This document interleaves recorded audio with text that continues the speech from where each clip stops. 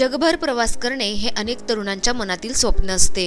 पण हे स्वप्न एका मुलीने पाहणं आणि तेही बुलेटवरून नऊवारी साडी परिधान करून सत्यात उतरवणं म्हणजे तो केवळ दुर्दम्य इच्छाशक्तीचा प्रवास।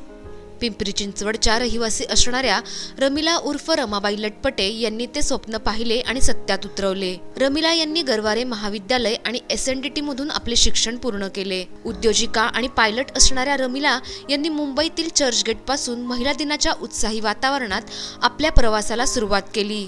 जवळपास 80,000 किलोमीटरचा 40 देशांमधून हा प्रवास होता। त्याची देशभर दखल घेतली गेली। स्वतः पंतप्रधान नरेंद्र मोदी यांनी उपक्रमाचे कौतुक केले।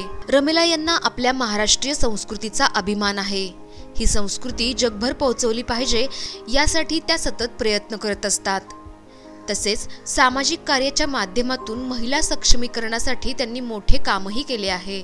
एकमेकींना मदत करणाऱ्या तरुणींचे सामाजिक व देशव्यापी जाळे उभारण्याचा त्यांचा प्रयत्न आहे।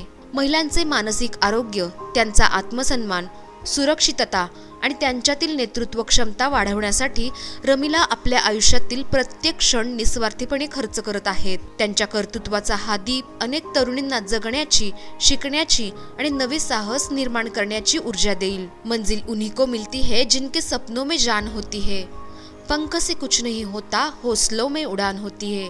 या ओळी साकारणाऱ्या रमिला लटपटे यांच्या वाटचालीचा जाधवर ग्रुप ऑफ इन्स्टिट्यूटला अभिमान वाटतो। आपल्या भविष्यातील वाटचालीसाठी इन्स्टिट्यूटच्या वतीने अनेक शुभेच्छा। हे डेव्हलप्ड इंडिया हे जे मिशन आहे हे प्रत्येक नागरिकाची एक जबाबदारी म्हणून आहे। तर माझी जबाबदारी मी पूर्ण करते। भारत की बेटी रमाबाई की भारताचे जे पॉप्युलेशन आणि भारताचा एक पॉप्युलेशन हा एक जो प्रॉब्लेम म्हणून विटनेस केला जातो, तर ही आता स्ट्रेंथ कशी बनू शकते हा एक प्रयत्न आहे।